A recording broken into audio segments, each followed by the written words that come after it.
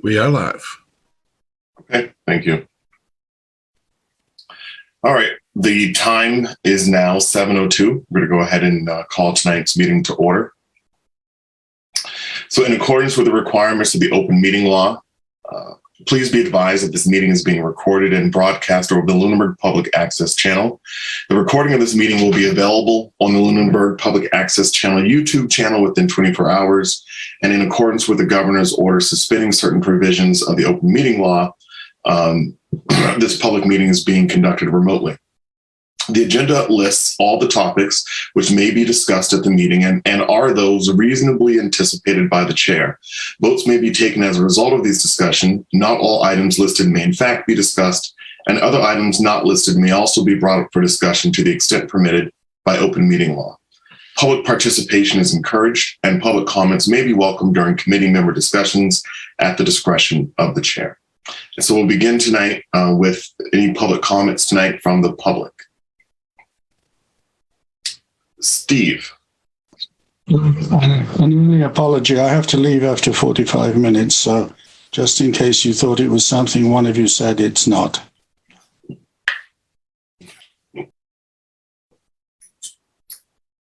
Any additional public comments from the public? All right. Next, we have I believe we have the APDC representative. I think, Peter, I can't hear you. How about now? Yes. I unmuted my microphone. Can I make a public comment? Sure. Sure. We're in committee next anyway. So, yep. Oh, I apologize. I read the APDC thing as an agenda item, not public comment thing. So I apologize. Okay. Well, you can certainly make a public comment. Okay. Thank you. So I just wanted to bring to the committee's attention, and Mr. Walker, who just commented, is the chairman of the Public Access Lunenburg PAC committee, and it was brought to my attention. I actually watched a PAC meeting a month or two ago pertaining to space for the PAC. This is a little bit out of order in terms of how we've determined that we're going to deal with and explore issues. But one of the issues that is in the forefront of my mind right now with respect to programming currently at TC Passios and what can we potentially do with programming at TC Passios, what could we potentially move out of there into other spaces? A proposal has been brought forth to at least the PAC, perhaps other committees, pertaining to a property that was acquired on Mass Avenue adjacent to the police and fire station. And it's a privately owned property that could potentially be developed for purposes of a PAC studio / administrative space. And, I've done some back of the napkin calculations just in terms of, for example, if you take the $30-ish million that was proposed for the renovation of TC Passios, and you take the space that, was effectively 3 classrooms that was proposed for a PAC studio and administrative space, and you do a little bit of math on a square footage basis, PAC was potentially $1.5 million of that space, potentially even more if you consider their powering and air conditioning requirements for that space. And so if we think that as part of what we may want to do someday is a smaller renovation of TC Passios that could potentially get us under some of the thresholds that caused our costs to inflate dramatically, perhaps relocating PAC to another space, either in existing town space or outside of existing town space, I think we're going to have to go through that process sooner or later. There is a proposal that has been made, and I'm not sure that proposal is the right word, but the opportunity has been brought to PAC. It's been discussed publicly at a PAC meeting for potentially for the town to either acquire or lease basically custom built space at that property that's adjacent to the police and fire station. And, in my mind, it's not on the agenda for tonight. But I think that, it's something that is within the purview of this committee, given what was assigned to us by the select board. And I think that we ought to discuss it. The question is when and how we should go about doing that. I don't have a strong opinion on that, but I want to bring it to the attention of this board for future discussion. And that's Thank you. Thank you, Mr. Beardmore, for that. Mr. Roy. Thanks. As a follow-up to that, I wonder if I could ask Mr. Walker a question. Is that okay? I would add that I do believe that we can have this conversation per the agenda. I would consider this to be listed under discuss program priorities, existing and requested space needs, and then also criteria for report prioritization. So although we'll come back to it while we have Mr. Walker, absolutely, Mr. Roy. Steve, I know that you said over the course of the last couple of years that the PAC has money to invest in the space for the equipment and so forth. Do you know how much that is? How much money you have available for that or earmarked for that? Our fund at the moment is a little over, it's about 850,000. Okay. It's money that's been accumulated over the years while we've been stuck, but it is to do the specialist equipment that's needed, things like lighting racks and all the rest of it, soundproofing, we may need special floors, all that kind of stuff. Okay. It is not intended actually to build a building with, because, well, there wouldn't be enough left over to do the studio properly. Okay, no, that's good. I remember you saying that. Now, just a couple other follow-up questions on that. First question is, are you prohibited from using any of that for capital building expenses, or can some of that, if you had excess over what you needed for equipment, could some of that be put into a building? I don't know the answer to that. In fact, I'm not even sure who would know the answer to it, because it's in a special reserved fund for PAC, and PAC is a town department. Okay, If we were a 501c3, it would be a different set of rules, because we'd have a board of directors, we'd be a tax exempt, a whole bunch of things. So sorry, I can't answer. No, that's okay. Do you have a sense for, I realize this is probably a little bit space dependent, but do you have a sense for how much money you need for the equipment? The numbers that I have at the moment, some of the equipment we've got, we would try and move. If we've bought it recently, in particular, we've bought it with that in mind. Like we've bought a lighting truss we could use for a smaller studio in the event we had our space.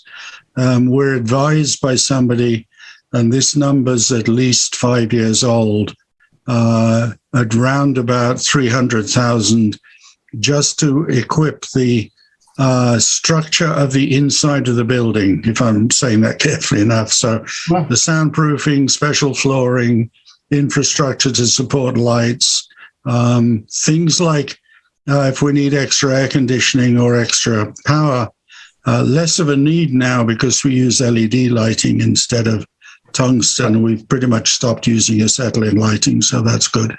We can use it for that kind of stuff, but the physics of the building, the fact that it's waterproof and has a solid floor, no. Yeah, no, that's great. I had another question, but it's totally gone out of my mind. So that's what I was hoping to get from. Thank you very much, Steve. You're welcome.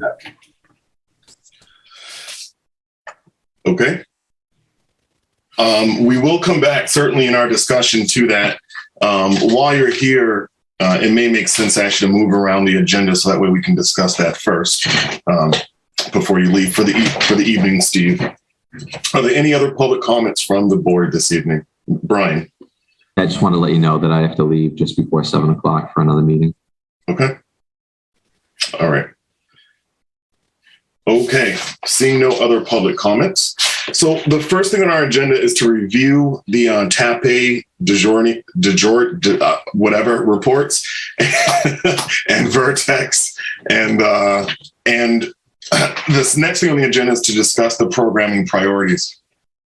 Do you think it would be beneficial, Greg, Peter, to kind of switch this around so that way we can just engage Steve a little bit more about this? Fine with me. Yeah. Okay. Anyone else have an objection to that? No. All right. So we're going to go ahead and discuss the program priorities first. So the intent here is to review our current prioritization list and then really just review the existing and requested space needs. And then the intent being at the end of this to kind of find the things that maybe we need to look more into and then perhaps start the process of identifying how we can reprioritize. So I'm going to go ahead and screen share on my side and just go ahead and pull this up.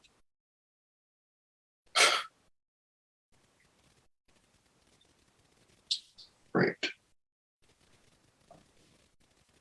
And let me know if you can see this. Okay, it's a little tight, small. You might need to put your glasses on for this. Can everyone see the screen okay? Yes, great.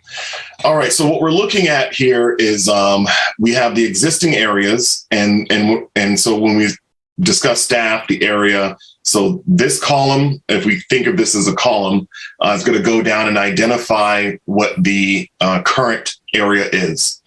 And then we have what was proposed in the 2016 TAPE study in terms of what the requests were at that time or what was being proposed. And then we have the iterations we've gone through with the architects and engineers that the architects went through with us and with town employees and identified what the overall space needs are now.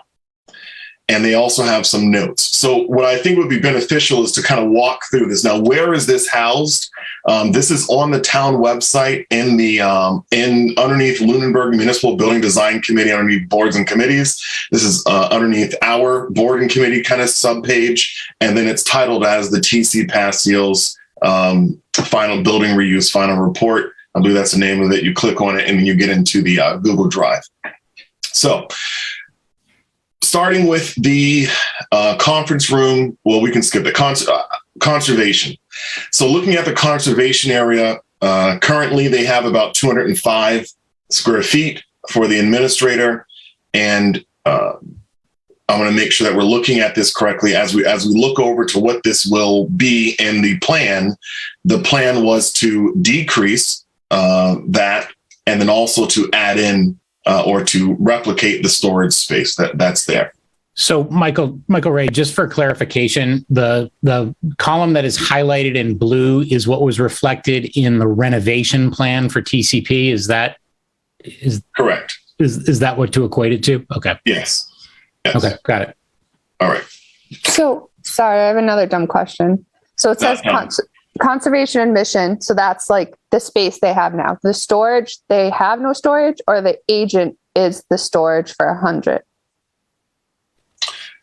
So currently they have an office, and then in that office, they also have, so what you're looking at right now is the office area. And so the office right now is about 200 square feet. And then what is being proposed is the plan would decrease that office area and then create somewhat of a storage area for them. Right now, that storage is happening in the unit. So is this storage taking into consideration what's at TCP and what's at the Ritter currently? And they're saying they're using about 100 square feet, or is this just what they have in their physical office now? This column over here, these numbers will depict the actual. So conservation is currently located in the Ritter building, and they're using 205 square feet inside of the Ritter building. Okay. The plan that we proposed increased that square footage to 436 square feet total. And then this just kind of breaks down where that square footage is going. And one of the things that was added in, as you see, is this historical commission office. And then, like I said, we have some notes over here. So when we see certain things like have not met historic commissioner, again, these are all this is the final report that we received. So there will be some areas that we're going to identify as needing to follow up on. For example, we don't have a historic commissioner, correct? That is correct. But not a full-time employee. We have a historic commission made of elected commissioners, but we don't have a full-time historic commissioner. That's correct. Okay. Yeah. Okay. One other thing. Yes, Mr. Roy. You guys feel free to jump in. You don't need to raise hands or anything. The other thing to say here, I think it would be appropriate to really drill this down because I think that the exercise that we went through over the past couple of years planned in things like, so as you go across this chart, you see we have conservation administrator at the top line, and that, over all the way to the right, you have 161 square feet. And then you have a conservation agent, which we currently have 0, but we're giving them 100 square feet. And we don't have a conservation, we have a conservation agent, but we only have one person in the conservation office. Yes. So I think that I'm saying this because I think that it's appropriate at this point to really drill this stuff down. When we were doing this before, I think we were hoping that some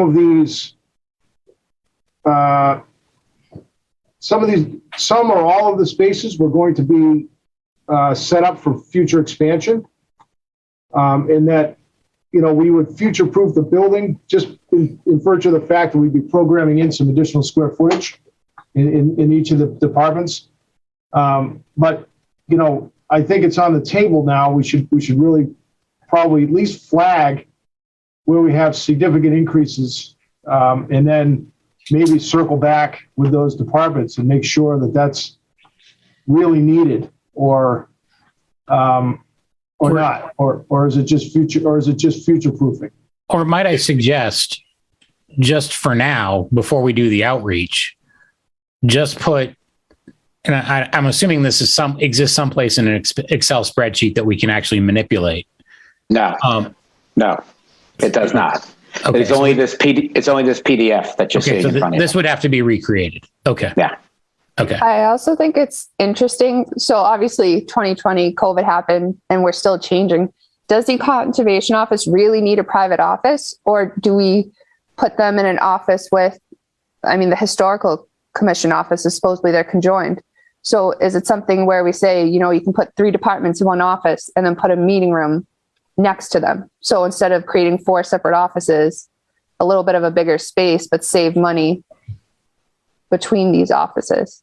Yeah, I think you may be a couple steps ahead of us, though. Oh, okay. I think that the objective as I envision it today is to run through this, to read through this, and kind of identify those things that we need to pull out to come back to at another point, and then make some notes on why we're pulling them out. And then I think it just gives us things to do at another point in time. So I think, Michael Ray, could I just make a suggestion here? I think you're on the right path, but I think what I would like to be able to get from this portion of the meeting is go through this and fully understand it, or understand it to the extent that we can over the course of the next, half an hour, however long it takes.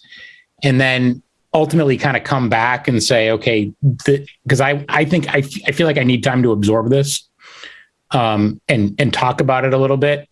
Like what immediately came to mind and what I was going to suggest earlier is that, what's in blue here probably needs to be in blue and green, or blue and another color, which is what we have today and what is a projected need. Just in terms of, like, for example, we have a conservation agent, but we don't have a conservation administrator or a historical commission, full-time historical commissioner. So just differentiating between housing needs today and housing needs tomorrow. Yeah. And I recognize, Peter and Christina, that I think the rest of us have been here throughout all this. So I think that I probably did not account for the learning curve a little bit on this.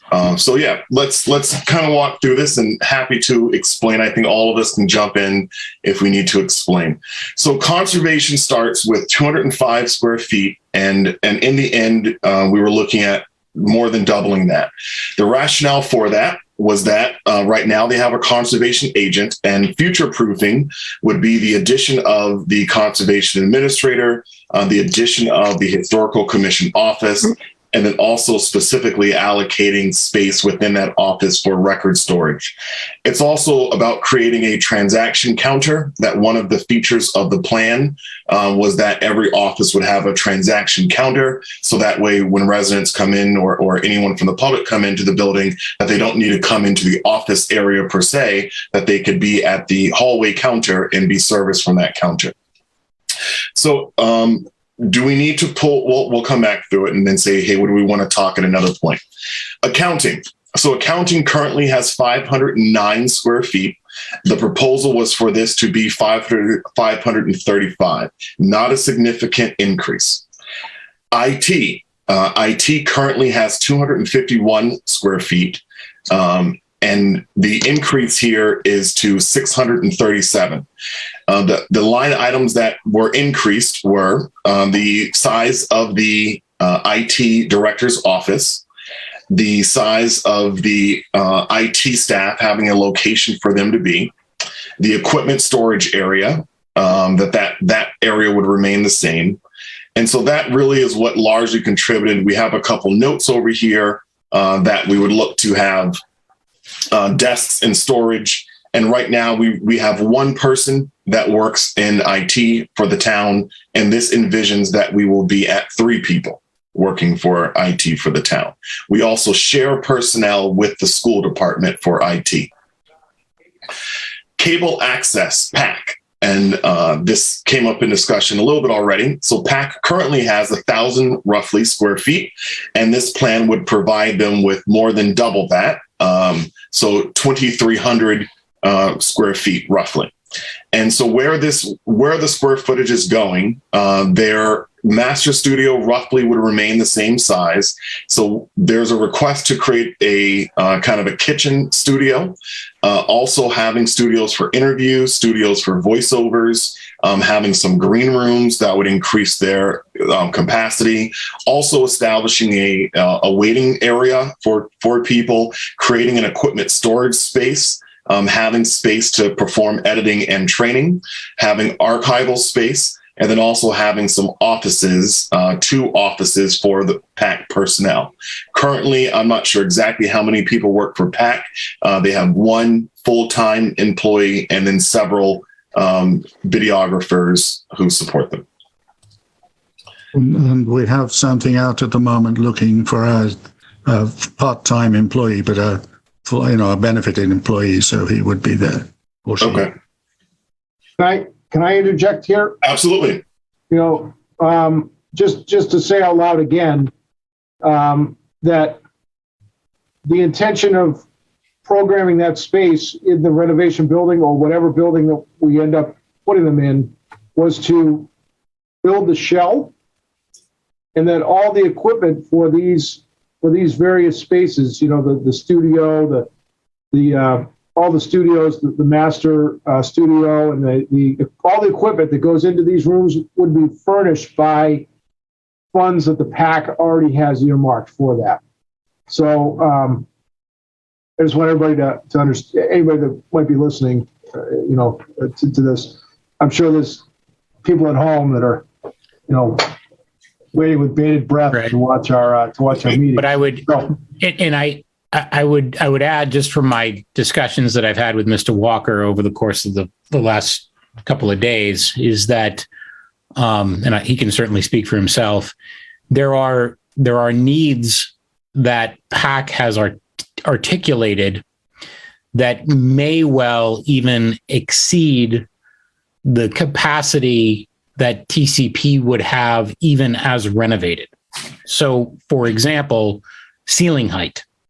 If you're running a television studio, and I use air quotes because it's local access TV, it's not Channel 5 in Boston, but when you're setting up lights and that sort of thing, you would ideally go above and have space even above your lighting trusses to be able to move around, and that is more substantial in terms of height than any place that we have in town, save for the garage space at the DPW right now, to my knowledge, and maybe the second floor of town hall. And the gym at TC Pasio's. Fair enough, too. Yeah. We can manage with 12, our preference is 15, but that wouldn't be a killer. It's going to be important to figure out what spaces are going to work for each department, whether Right. we need dividers, walls, how tall the ceilings are. I think we're going to have to go back to all the departments and ask those key questions, but really brainstorm those key questions too. Okay. For the planning department. So currently planning department has 760 square feet, and this plan would increase their square footage to roughly 920. So the land use director's office roughly remains the same size. The administrative assistance area would somewhat change. So currently she has about 313 square feet. A lot of that area is already accounting for record storage. And so what you get over here is a transaction counter. In the plan, you get that large office area because there's a lot of stuff that if you've been in the planning office, I think you understand why they need a lot of space. And then again, more record storage. And then one thing that's being added is office area for an agent for the ZBA or a ZBA administrator. Currently, they have a conference room. The plan called for consolidating conference rooms and taking them out of departmental offices where we could. And so there is a decrease of that conference room would go away. So overall, the square footage increases by almost 200, about 100 and what's my math here, 160. So I have a question. I have a question on that. Yes. Go ahead. Mr. Roy. So we have a zoning board of appeals administrator, a separate space for that. Is that existing space accounted in some other area, maybe the building department or something? I'm not sure, but let me make a note of it and come back. I think it was shown here as 175, 175. That was my question. I think what you articulated is not what was on the sheet there, Michael Ray. No, I thought it was, building department. Yeah. So the article, the section of what is right here, and this is what the initial plan had. Oh, okay. Okay. I apologize. Oh, yeah. Okay. But Lisa does have an office in the Ritter. Yeah, Right? but maybe she's considered the building department administrator and not, she wears two hats. Okay. And again, maybe this is a future-proof thing where we envision the day when we're going to have we're going to have Lisa's job, and then we're going to have another person that is just going to support the zoning board of appeals. I don't know. Yeah. I don't know if I realize I skipped the first page of this, so let's go to the first page. Okay. So treasurer tax collector. So currently, the treasurer tax collector office has 350 square feet. The plan calls for that increasing by 200 square feet. And so what you have here is you have the tax collector's office currently is 130 square feet. This would increase that area and then also provide more space for a table. The assistant to the accountant or the assistant treasurer, and also a window. So currently we have that transaction window. It's about 110 square feet. And this would be looking to expand that area to 200 square feet. We also have the accounting clerk. And currently the accounting clerk has 109 square feet. And this plan would be to eliminate that. And again, so you'd have a doubling of the large open area. It's basically one and the same. So it's combining that, calling it out differently. So there's no real gain there except for about 40 square feet. Record storage. So currently records for town hall are mostly being stored at the TC Passios building, and so what this would create is storage capability, 175 square feet of it. And that's why we are at 550. So the real addition for the treasurer tax collector is storage capacity.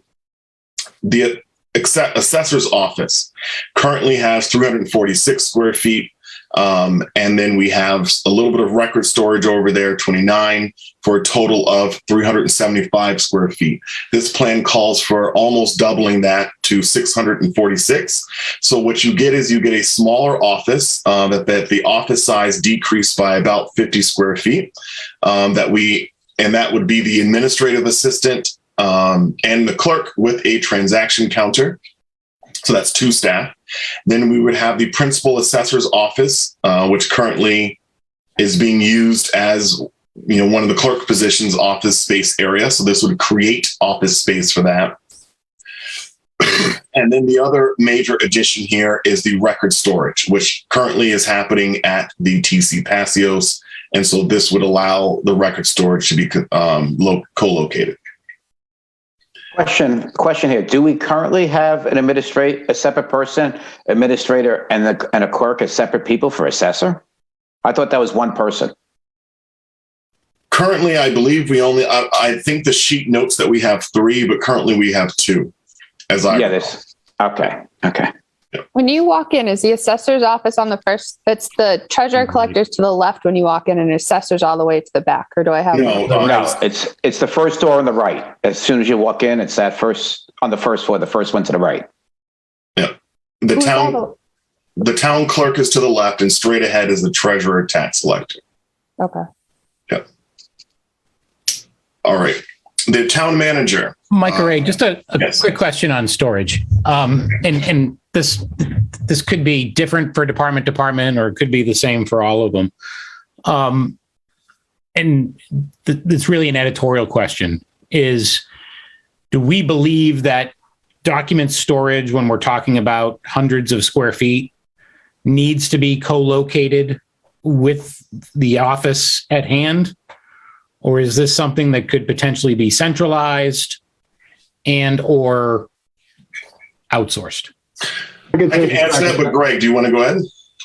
Yeah, I think my recollection when we walked through the process is both, Peter, that most departments, if not all of them, need to have a storage component in their space for records that they need accessible on a routine basis. And then all of them also need deep archive storage. So I think that the plan for this was to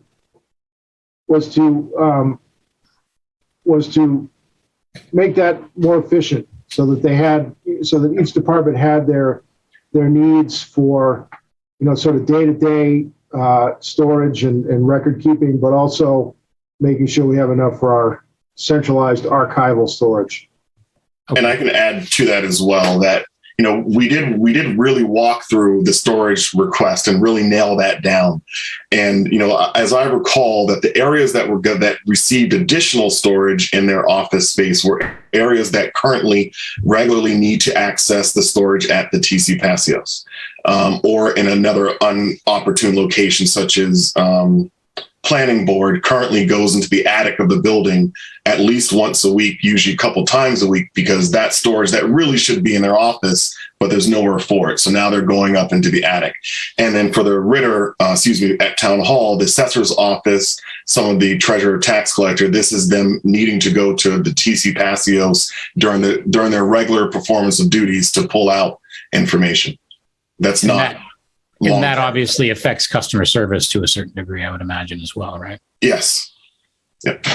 Okay. So to ask a question, which probably will come up later down the road, is there any security around these records? Can the people in the assessor's office be in the same area as the clerk's office, or is there something special with the treasurers that the other ones can't get to because of privacy of information, or is everyone who works in town hall allowed to access any of the other offices' records?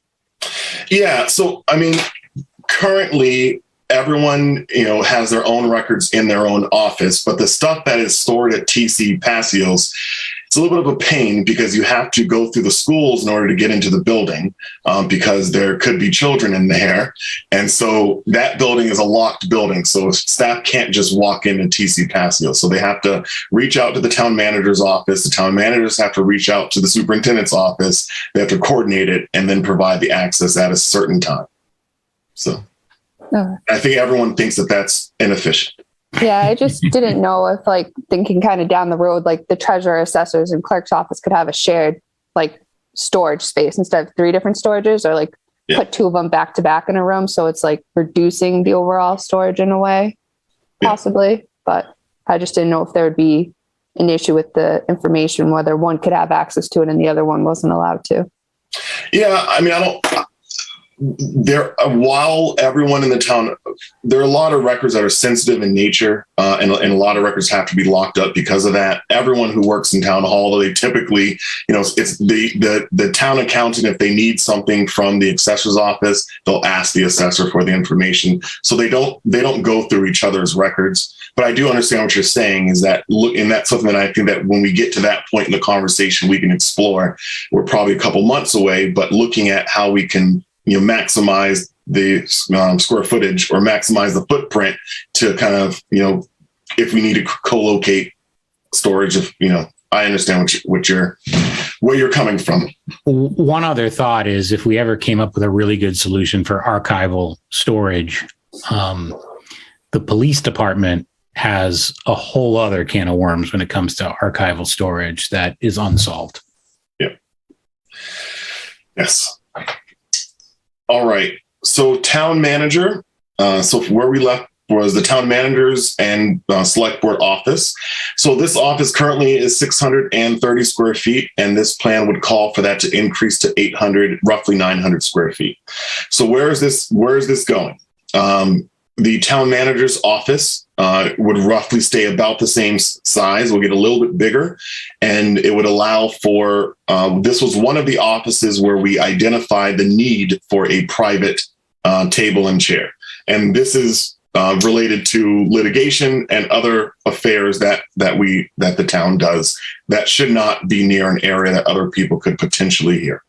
You also have the assistant town manager's office, and that this office would also get a little bit bigger have a small table. The intent here would be that you want to provide a space for employees to come meet with the HR director, which currently doesn't fully exist. And then also when they conduct interviews, it gives them an opportunity to meet with candidates.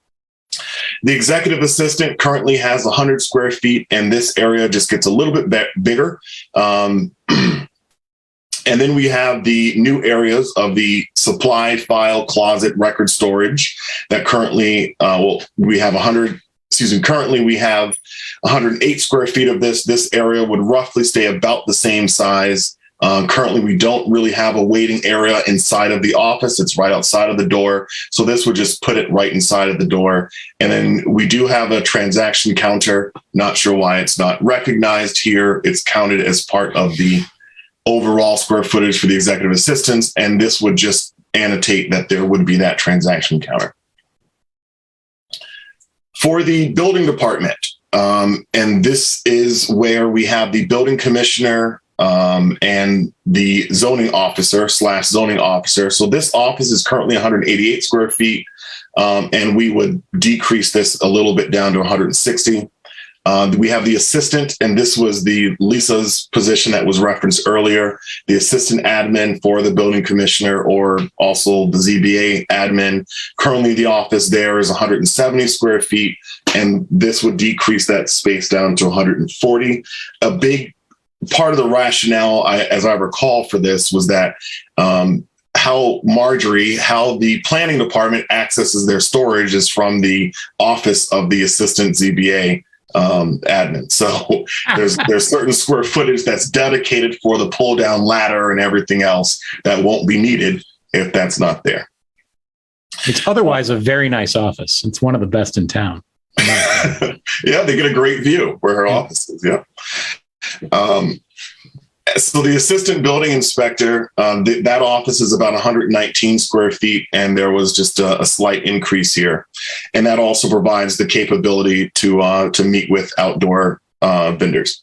You also have a record storage capacity for the building department. They have pretty good storage capacity already. And so this would take that and almost double it to give them some future proofing and consolidation into one space instead of having it in a couple different offices.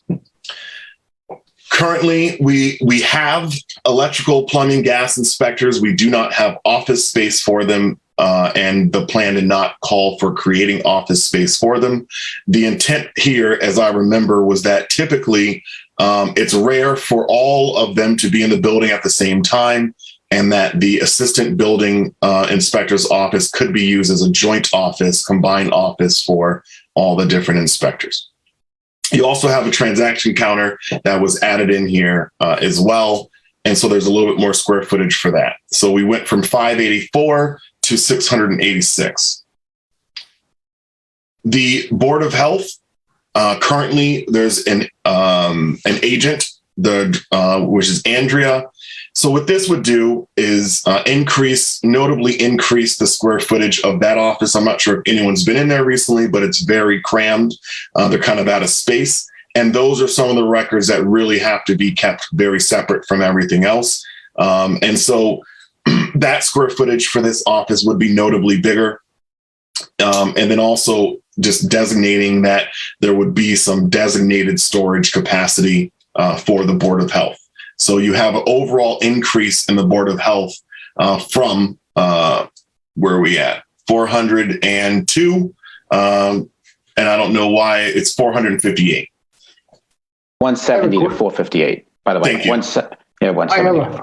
Yeah, thanks. I have something to interject there. Yes. The town of Concord, when you go down and do a record request for any property in town, the files for the building department and the Board of Health are combined. So when I go to the counter and I say, and I ask either one of them, the building department or the Board of Health, they're both at the same desk. They give me one file. And all of the Board of Health records and the building department records are in the file for that property, which seems like it might cut our file storage needs in half for that thing if we were to do something like that. So I realize that that's presents a procedure or an operational change that would take some vetting, but just food for thought. And it works really well because if I'm going to look for Board of Health records, it's nice to see all the building department records in there too. When I'm trying to figure out if I need a septic system, it's nice to see what building permits were pulled, all kinds of, and vice versa. If I'm looking for information on the, for past building permits or things or zoning things, zoning Board of Appeals, by the way, is also in that same file. Any action that was filed in a property is also in that same file. It just makes a lot of sense. You're me as a consultant needing to go find that stuff. I want to see all that stuff. If I have a client that's looking to put an addition on it, I need to know all that information. So it's just a thought. And Greg, just to go on your side of it, it looks like the reason why they're looking for more room is because they have to have, because of all the records that are in the room right now. And they're asking for not only more room, but they also got another 100 square feet for records. I can't see the number right. Oh, files. So you got 105 square feet for files. So this is, to me, is a gross, larger than needed room for the Board of Health. Well, Yeah. one additional just data point here that everybody should just be aware of is that we run the building function and the Board of Health function very differently. So in Lunenburg, we run our own building department and we outsource pieces like electrical and plumbing inspection to part-timers. Whereas for the Board of Health, we have a local administrator, and then we do everything that's actually the work is all done through a regional agent, Right. And a regional Board of Health. So what that might have from a record keeping perspective, I have no idea what the ramifications are, but we do run them very differently. And I just, to be clear, There's differences in the Board of Health record between what you can find at the Neshoba Board of Health and Air and what we have.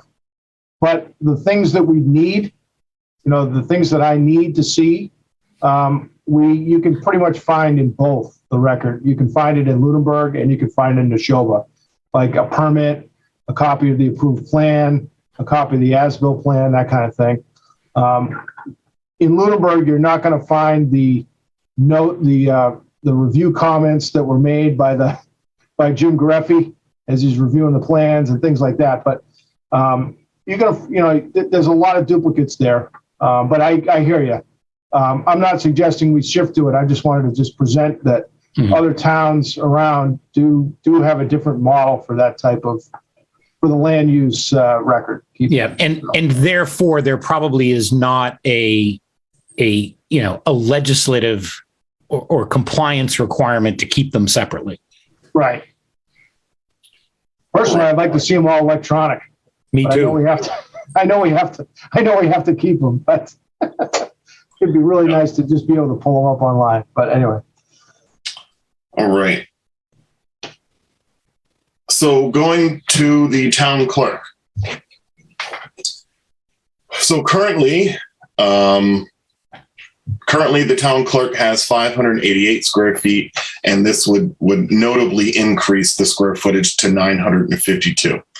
So where this increase comes from, the town clerk, let's walk through this one because there's quite a bit. So there really isn't space allocated for the registrar of voters. And so this is that space that takes over the town clerk's office as we lead up to elections, right after elections. And then there's also a need for additional space. And some of that, my understanding, is used at the TC Passios, but most of this is just crammed into town hall. And so it does become a hardship. Now, one of the things that came about from the town clerk was that some of this, the registrar of voters space, is not something that's needed year round. It's just needed around elections.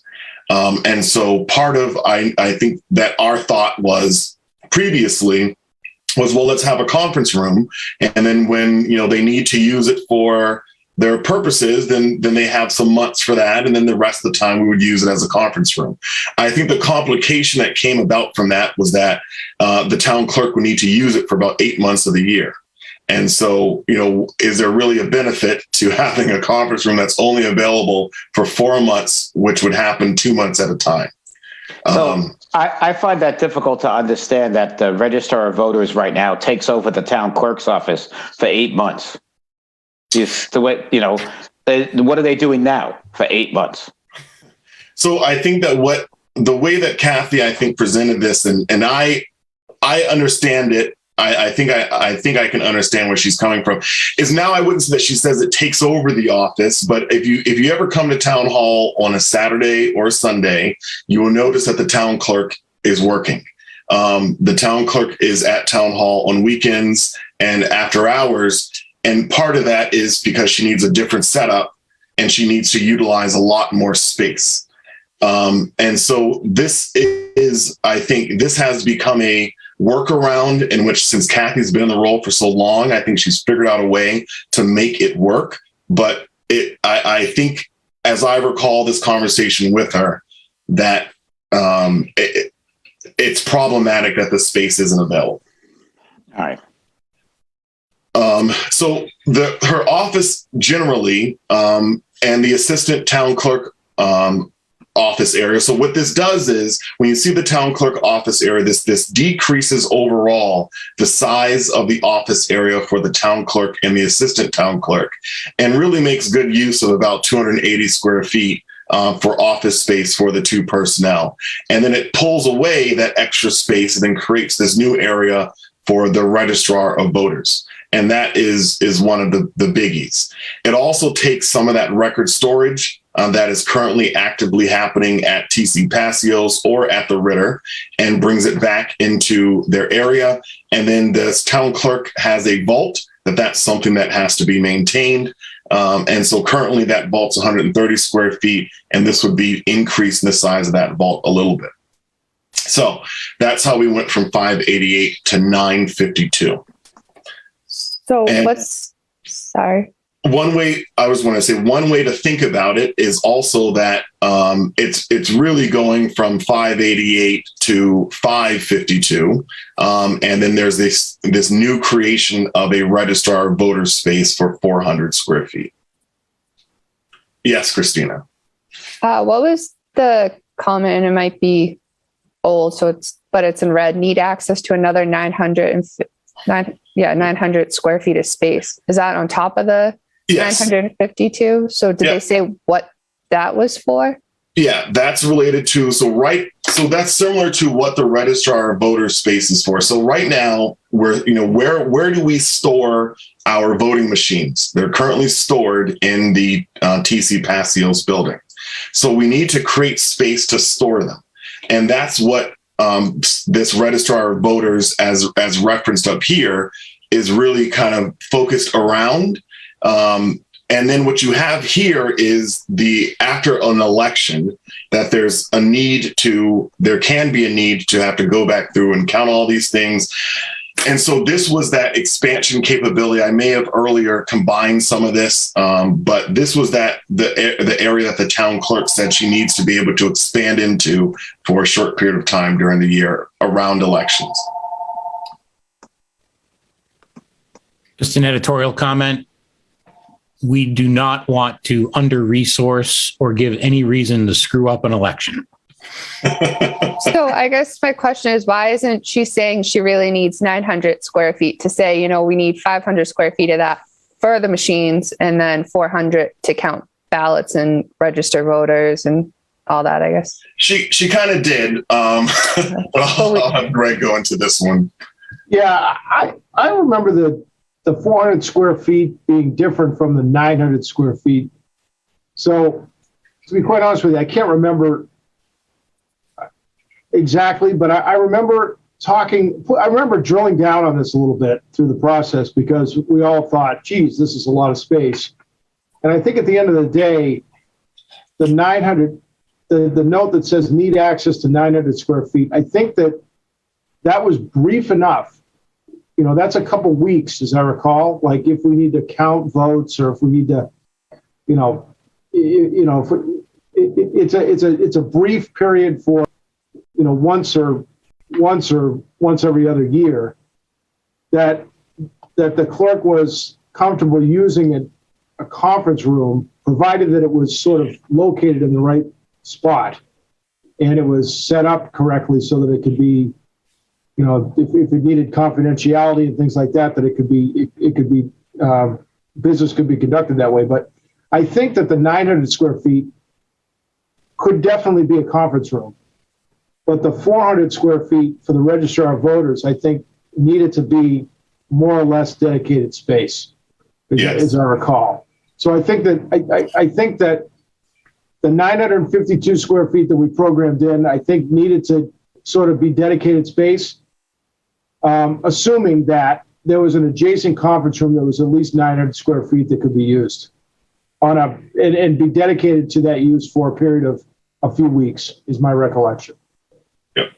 That's what I recall as well, Mr. Rowe. Okay. All right.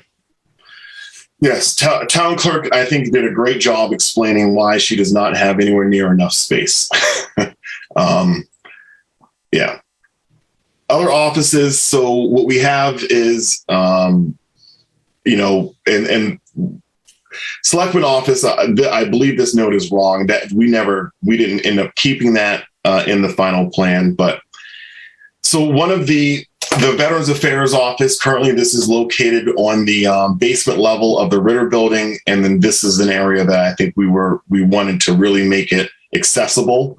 And so this area would roughly stay about the same size. We also provide space for state representatives or the selectmen. and there's an office located in the Ritter building that's for that purpose. And so this would maintain that. And the intent in the design was to kind of create a shared conference room, really. And then, so some of these numbers, as I'm looking at this, I think are not fully accurate in this section. And then we also have the a sub-waiting room that's noted here for veterans. And overall, it's replicating some of the office space that's in the Ritter building, and it's replicating them for the purpose of local elected officials as well as the Veterans Office. So correct me if I'm wrong, but I think the state representative office too in the Ritter building was really when Jen Benson was the representative. I don't believe either of the representatives currently are using that space. Correct. They don't. And as I remember, like I said, I think this section is erroneous because what we were settled on was the conference room, kind of like I'm looking at right near where we had the pantry, that we would utilize that conference room as the kind of flex space for the selectmen or for the state representative. So they didn't get a designated office space in the final design.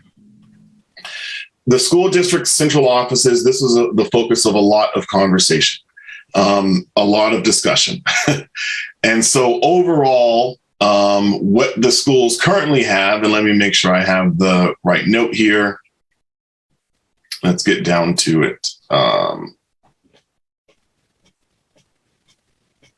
All right, let's go through each section rather. That's probably the best way to do this. So the superintendent's office currently, that office area is using, where are we at here? We're going to need to go line by line for this one. So let's just do line by line. Superintendent's office currently is 275 square feet. This would decrease that office down to 170. The office is pretty big. The executive assistant currently has 225 square feet. This would decrease that area down to 90. They also have the special director, and this office is 302 square feet. This plan would decrease that square footage to 165. And then we have the assistant to the special service executive, or the special service executive, the assistant to the special service director, currently has 2 people currently utilizing 465 square feet. This cuts that in half. And then we have special service record storage for students, currently allocating 750 square feet for that. And then this would decrease that square footage down to 180. So then you also have the business manager's office, 272 square feet. This plan decreases that down to 118. The database manager, 225 square feet, and this decreases it down to 107. The food service manager, 154 square feet, and this decreases it down to 103. This creates space for the Title I office, and then also creates space for a director of teaching and learning. It decreases the director of facilities space, and this is for the schools from 140 to 107. And then school record storage, because we had other areas, this number isn't fully right, 650 square feet, decreases down to 143. But that's going to be made up elsewhere, so we're coming back to it. And then we have the ACE program.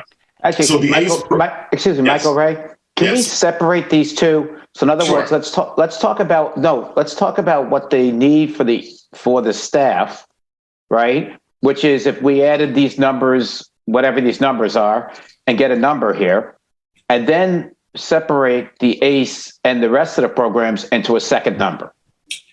Because one of them is administration, the other one is student services.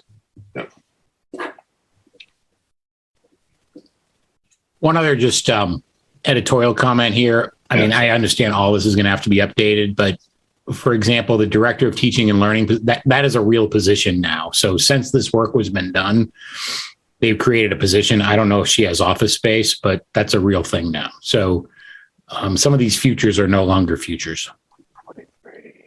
Okay.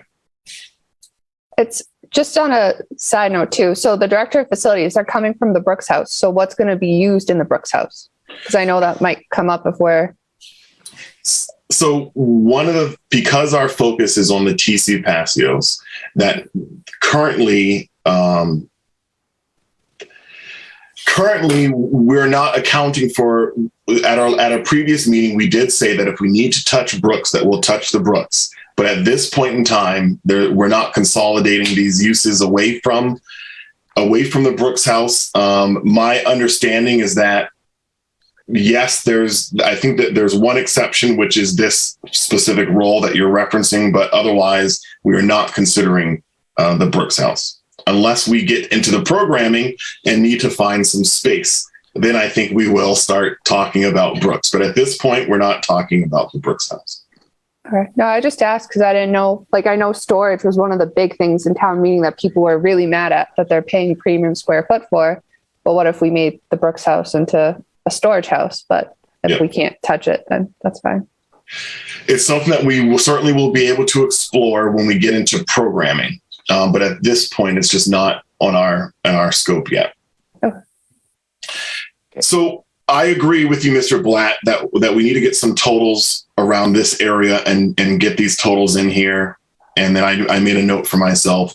So second to that is the ACE program. So the ACE program, and we also have extended day, which is noted in here as well. So like I said, some of these notes, I know we're not correct in here, because I know that we allocated quite a bit of space for extended day and quite a bit of space for the ACE program. So I don't even want to really go over this because I know it's not right.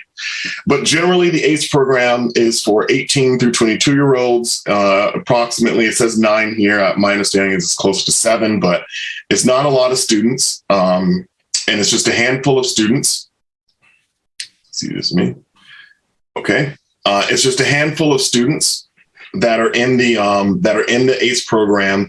Part of the rationale for why the ACE program by the schools was requested to be co-located with their offices is because of the director.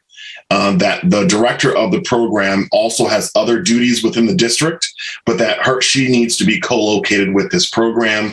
And the feeling from the superintendent was that it would be best for them to have ACE co-located with their office, and that the office needs for the ACE program are not substantial, that it's roughly about 1,000 square feet. Another conversation was extended day and how much space we should allocate or not allocate to extended day. And, that did make it into the final plan. And I believe the overall square footage ended up being closer to about 5,000 square feet, if I remember correctly, for the extended day and for the community link or early learning. And then we had our meeting rooms. And this was the conversation, I think, that our meeting and conference rooms. So part of the plan was removing meeting rooms from office areas. So specifically taking the meeting room out of the planning office, taking some of the meeting space out of the large meeting space out of the building commissioner's office, and then creating these kind of joint conference rooms that could be utilized by staff during the day, as well as members of the public during the day or in the evening for different meetings. So we have some meeting rooms, conference rooms that have also come in. Overall, the plan accounted for 3 kind of standing meeting rooms. This would replicate second floor of town hall. This would also replicate some meeting spaces that are currently in the Ritter and make them bigger. And then it was also accounting for creating new conference rooms that are smaller and really more similar in size to what's currently in the Ritter building. And that is generally where we are at. Then we had the Boys and Girls Club, which did request some space. And initially, I think they were in one iteration of the plan, but ultimately their space needs were not in the final plan. And I remember the Boys and Girls Club requesting about 5,000 square feet overall. So those were generally the space needs that we received. And so I think the next step in this, now that we've gone over this and just kind of refreshed our memory of what's here, is to talk through how we want to create a criteria for reprioritization. So I'm going to stop screen sharing here. And So now that we've gone through all of that, I need to drink some water and some ideas on how we're going to reprioritize this list, and just kind of what are your thoughts on that? And I have to excuse myself for about a minute. Who's our vice chair? I am right now. Step it up. All right, great. Well, I'm open for comments. I have like a million questions today. Sure. But I Go remember ahead. when we were doing the TCP, it was like, I know, again, hot subject town meeting, but the link and extended day, those were paying services. So those were the things that like are paying to keep TCP running right now. So I know we're going to pay to build a building, but they essentially will self-support the building. So do we want to say, you know what, we don't care about their money, kick them out because we're just trying to downsize? Or do we say, you know, as a town, this is something that we want to keep around because it will help pay bills later on? So I think that's something we kind of have to. I think and I can't quote you the exact numbers, but the reality is that they're paying for space in a 60-year-old substandard building that is convenient for them to operate. Mm-hmm. The reality is that when we're talking about the cost of renovation or rebuilding, mm-hmm. what's coming for rent pales in comparison to the debt service that would be required to do any of that for that space, okay. Let alone the operating cost. So yes, they're offsetting the operating cost of a 60-year-old inefficient building space, but they're not, in my mind, having looked at it quite a bit last fall, there was no argument to be made that the revenue justified the renovation or rebuild. Okay. Now, it begs the question, what do you do with those things once you tell them that you're out of the rental business? And that's something that we have to figure out.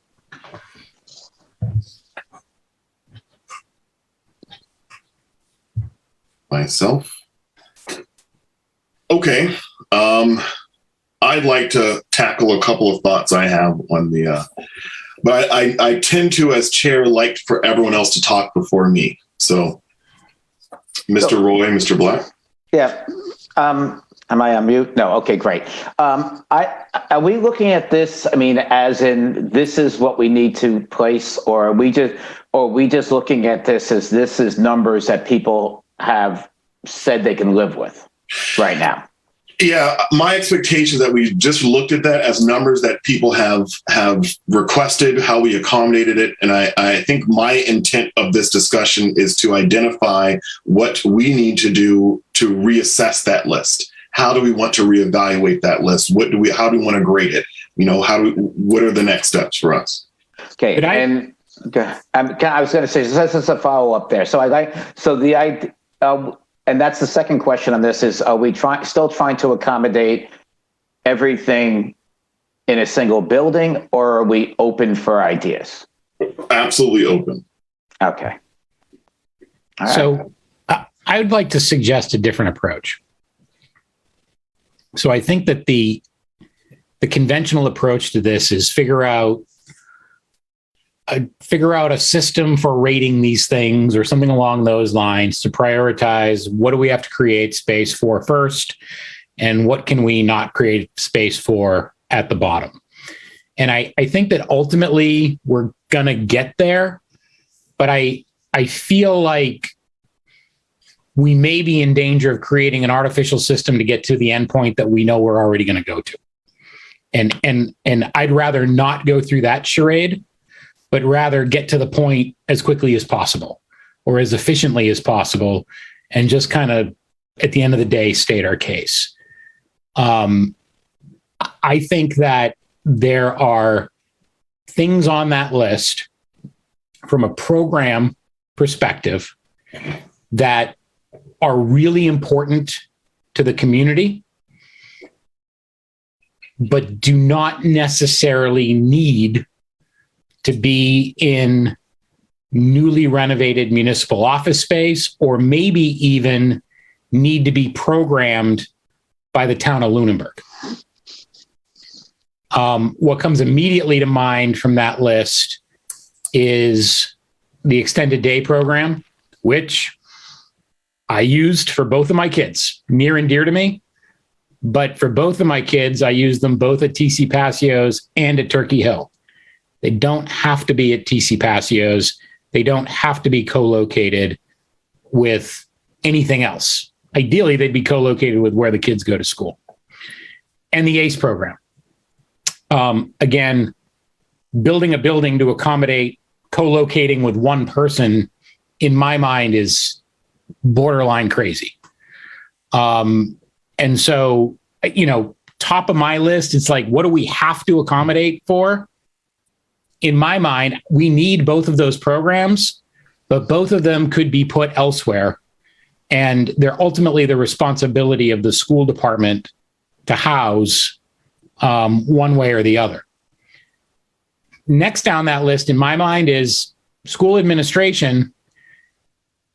I think we have a responsibility to help figure that out, because if we don't accommodate for them, they have to be accommodated someplace else, and their needs are substantial. So, I think to a certain degree, I'm thinking like, okay, we have what we'll talk about later, what I think is pretty good space, almost turnkey. We'll need some work, but almost turnkey at Ritter. We have space at TCP that we ultimately need to figure out what the threshold is that we can afford, meaning what triggers extensive building code changes and those kinds of things, figure out what fits in that space, and then start to look at, okay, what can we fit from a practical matter, rather than going about it the way we would go about the capital plan, for example, which is a very complex methodology of scoring, put everything in a list, and then draw the line with how much you can afford. I don't think that approach is going to get us to a point of success with our task right now. I think that I'm looking to solicit your input and everyone else's input about how we evaluate. And I just made some notes, and I think that that's some good input to provide. I think I see where you're coming from. Don't think I'm squashing that idea. I'm not. I just think that we need to go through everyone saying kind of how they want to approach this. So I have your recommendation noted here, and I think it's a good one. Greg? Yeah, I tend to agree with Peter. I think that we need to come up with a list. I think there's going to be a lot of priority ones. Obviously, the town manager's office is no less important than the assessing office, is no less important than the land use committee, is no less important than the clerk's office, et cetera. I think we need to distinguish between what we need and what we want, is the way I would say it. And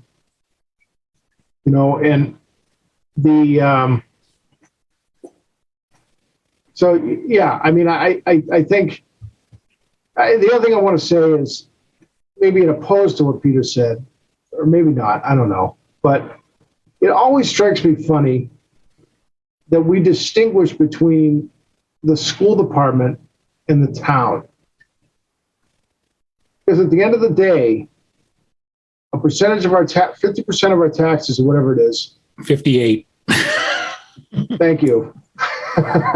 goes to the schools, but it's all paid for into the same bucket. I get that it's like that is a jurisdictional issue, and there's certain things that are under the purview of the school department. But I really hope that we can, as a group, at least out of this group, just kind of cut through that and make a recommendation that's the most efficient path forward for the town as a whole, and not, I just, you know what I mean? Like, just pushing things to the school department because they're under the authority of the school department. Well, that I understand that, but can we just work together? If there's a more efficient way of providing space for the school department and the ACE program, whatever, things that are needed to be provided by the schools, I hope that we can, as a committee, look at that and try and come up with an overall master plan that's most efficient for the town as a whole. And maybe not necessarily dwelling on the fact that certain things are on are under the purview of the school. Just because they're under the purview of the school department doesn't mean we shouldn't look at them, I guess is what I'm saying. And not to say that I get this budgetary concerns too, like certain things under the school department get funds that are maybe not tax funds and things like that. All that has to be looked at. But I guess my point is, at the end of the day, we all live in Lunenburg. We all pay the same tax. We don't pay the same tax bill, but we pay the same millage. And let's just try to find a way to be the most efficient for all the services that we need to provide for the town. So I hear you on that one. Thank you, Greg. Christina? So kind of going off what Greg said, I agree. I mean, I think, we have 3 buildings. We have a lot of space. I think we do need to kind of go back and have some tougher discussions with departments and say, can we combine storage, like make smaller offices, share offices? But I think there's a way to make it work where, we present this in kind of a 3-step phase where we say, we'll do this with Town Hall, we can do this with Ritter, and we're going to do with this TC Pasio. Say we decide to redo TC Pasios, well, you still have Town Hall and the Ritter. What are we going to do with those? Maybe the school can fit that need. I think kind of what Peter said is we have to put the Town Hall employees first for once, because they do need a new space. The schools always get them. But if we kick these people out, they're just going to get a new space with the schools. So you're just kicking the can down the road to giving them premium space, which is, I think, ultimately what we're trying to avoid. So maybe, we say we put the Town Hall first and we do, I don't know, say they stay at TCP. We do some renovations, but we don't have to do them all. Just make the building a little nicer. I think Matt Allison last week said, I'll go there with a bucket of paint and make the rooms nicer for them if that's what it takes. So maybe that's something we do, but I just think you can't totally ignore them, because in 10 years when they redo that new school, well, we're going to be paying 500 square foot for the ACE program, and that's not what anybody wants. And the other thing, just to say again, I've said this, I think, the last couple of meetings, is none of the school uses that we programmed into the TCP will participate in any MSBA funding. So if we are looking down the road to a Turkey Hill renovation or redo or rebuild, and we think that, we just think that there's a sense that we can kick the can down the road with some of those administrative offices or ACE programs, and put them into that program and get sharing from the state, we will not get any cost participation from the state on any of those uses from MSBA as part of the school project. So we're going to either pay for it now or we're going to pay for it later. So to Christina is exactly correct. If we're looking at $500 a square foot now, 5 years from now, we're probably looking at more than $500 a square foot. So that's exactly my point. So guys, the other side of it is that if you guys remember when we went to do the high school, basically MSB, whatever it is, Massachusetts said, unless you have 900 students in a building, don't talk to us. So in other words, they're not funding a building for less than 900 students. If you're going to do Turkey, is there 900 kids at Turkey Hill? Dave, I'm sorry, but that is not factually correct with respect to an elementary school. So I think you're confusing some issues around high school, middle schools, preferences as the state has, what we went through with the regionalization project that got us to the MSBA project for the middle high school. If we were to rebuild Turkey Hill, we would likely qualify for MSBA, as I understand it, having done quite a bit of research on it. Yeah, I think so. Because that's okay. So that's not, looking through their history over the past 5 years and what they've been saying to folks, I kind of feel like they've changed. They don't really look to help with smaller projects. Their preference is certainly bigger. There's no doubt about it. But we went through the process more or less with a gun to our head on this topic when we looked at regionalization. I understand that. Part of the reason why we did that was so that we could say, we've checked this block, move on. Agree. More of a matter Agree. of, it relates, I think my sense, Dave, is that it relates to the prioritization that you get from the MSBA. And the number of hoops that you have to jump through to document that you really have a need. So like with the high school project, we had to approach North Middlesex and probably Air and Shirley We did. to approach, to vet regionalization. We had to legitimately vet it, form committees and all this stuff for years, probably a decade we spent. So it's not a matter of whether they'll fund it. It's a matter of prioritization. You're not going to get the same priority as other larger communities that have more of a need. Perceived. So I'm sorry. Go ahead. All right, guys. I appreciate clearing that up. Like I said, I remember going through that process. I remember being, all these things with the regionalization and why we would do regionalization. And that was my understanding, that I was based on town meetings that the town had, that they have at the town, was that this was the 900 students was the reason why middle and high school became one building, and to get enough students to have the state help fund it. You're partially correct. Okay. All right. That's fine. But just like I say, that's my concern. When, we go to do this funding for Turkey, we talk about Turkey Hill, but there ain't no funding type of thing, out there. So I do want to circle back on the school though, because Greg, I agree with what you said. And I don't think that what you said was necessarily antithetical to what I was saying. I think that we need to be careful, and maybe this is a prioritization exercise of just ones and zeros, which is, what do we have to program for? And what is discretionary? And in my mind, ACE and extended day are discretionary. ACE, you can outsource. Extended day, you can co-locate with other things that are MSBA reimbursable, quite frankly. So there are creative ways that we could accommodate those needs.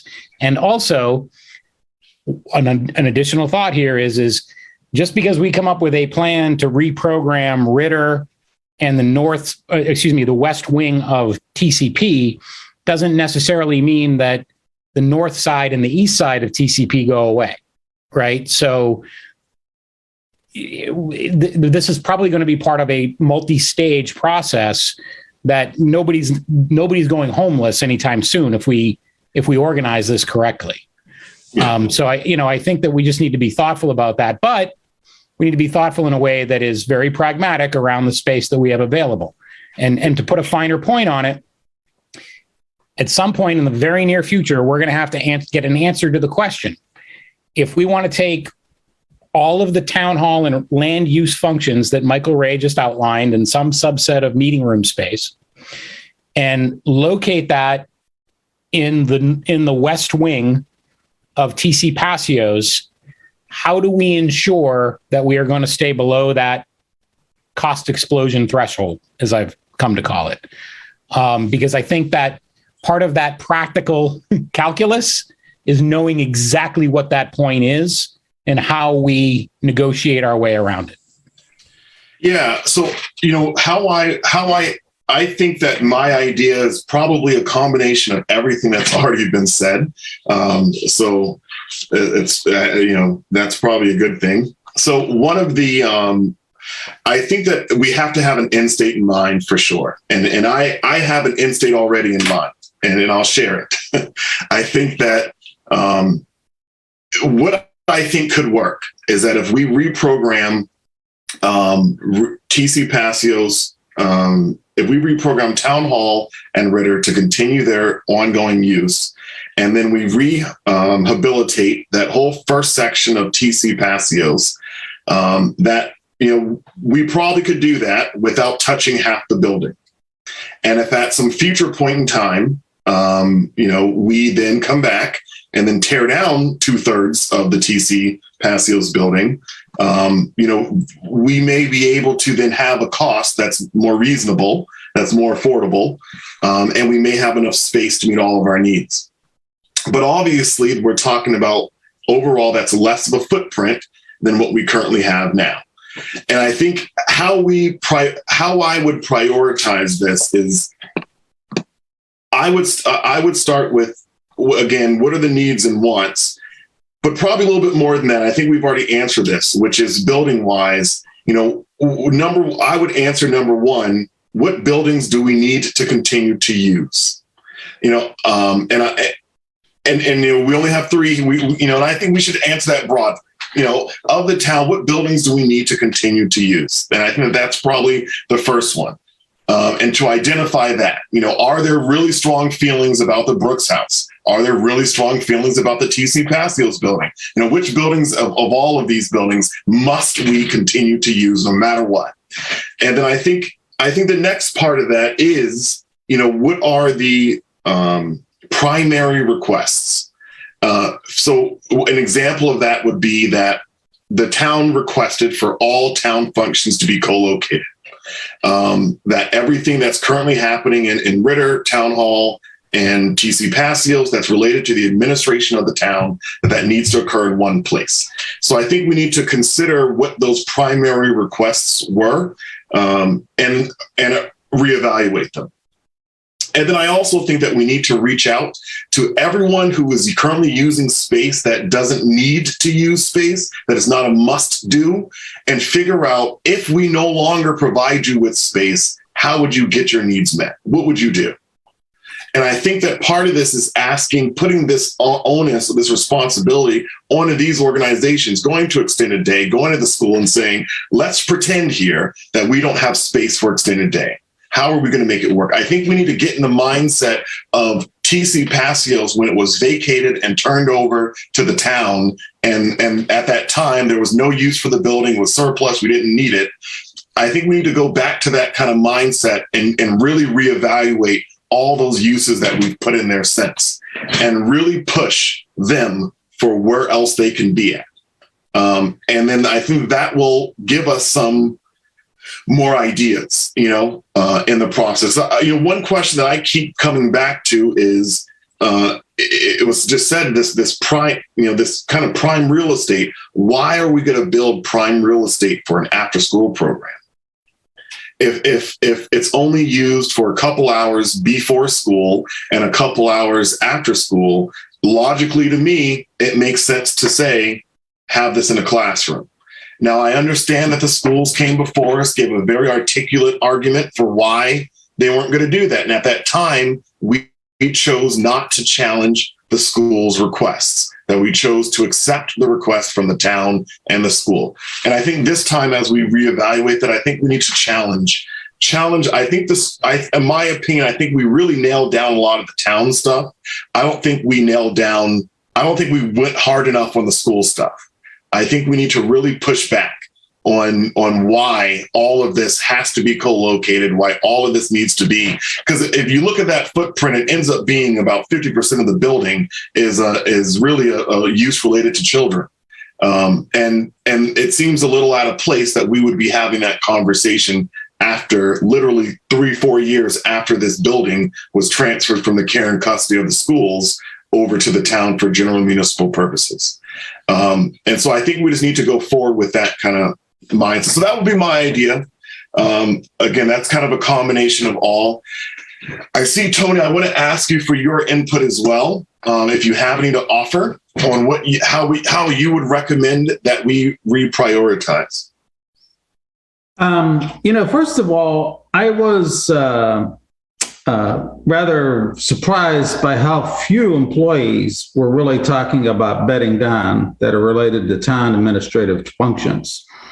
And I am shocked at how much square footage we're dedicating to, that was discussed to be part of this project, related to things like the extended daycare, PAC. I find that to be a fairly extraordinary amount of space for, that TV process.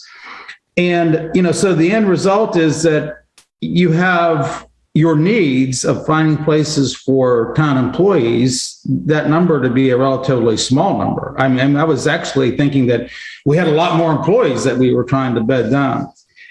I spoke to Greg on Saturday about how I used to do space prioritization when I worked for the Air Force.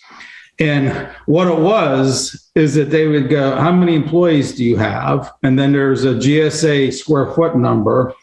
And then you multiply that times the number of employees, and then you come up with your square footage. And then you throw in, for common areas like bathrooms and conference rooms and those types of things. So, that's where I'm coming from. And that's a pretty hard, cold, calculated process where you go, okay, this is how much square footage you're going to have for this many employees. The other thing that I asked Greg on Saturday was, how much money do you think the taxpayers can support? Like if we went to them and said, we got a $10 million project, we got a $20 million project, we got a $30 million project, whoa, $30 million project, no one's going to support that. But if you took a $20 million project and you divided that by $800 a square foot, which is really a lot of money per square foot to build something or to renovate space, that gives you 25,000 square feet of space. That's a lot of space given the number of employees that the town administrative functions, it requires. And that includes, and I include in my mind, I'm like Greg, I include the work of the schools as part of the town administrative functions because as a taxpayer, I send my check every quarter and that pays for town administrative functions and that pays for education. And I see those being, both the same thing. So I think that there's a couple ways of going through this. One is to say, let's figure out how much square footage per employee that we really want to provide, and then multiply that times the number per square foot based on our experiences that we had this past fall, and say, all right, this is what we can do. That's one approach. The other thing is, I couldn't agree more with your comment, Peter, in that we shouldn't be subsidizing extended daycare. You used it, and I know a lot of people use it. I see that as a potential enterprise service, like, what towns do to provide water to people, and they make them pay for all of the expenses. Maybe that's the way that we approach it, but it's done as an option to the base bid to do the facility improvements that are needed to support town administrative functions, which include everything from the select board to the school superintendent and her staff. I'm not familiar with ACE, so I don't know what that looks like. I am familiar with one of the other things that got wiped off the square footage requirements in that, the Boys and Girls Club, but maybe we look at that as something that's also kind of an enterprise function, which we then draw on some private fundraising and use that as a way to offset costs that they would need to be partners in any kind of renovation project that might take place in one of the three buildings. The last thing that I'll say is that I've been an advocate for saving the most historic building in the Architectural Preservation District, and that's Town Hall. And I don't think you're going to be able to bring anything to the voters that doesn't include use of Town Hall. And the good thing about Town Hall is that it's actually a decent sized structure. It can handle some significant town administrative requirements.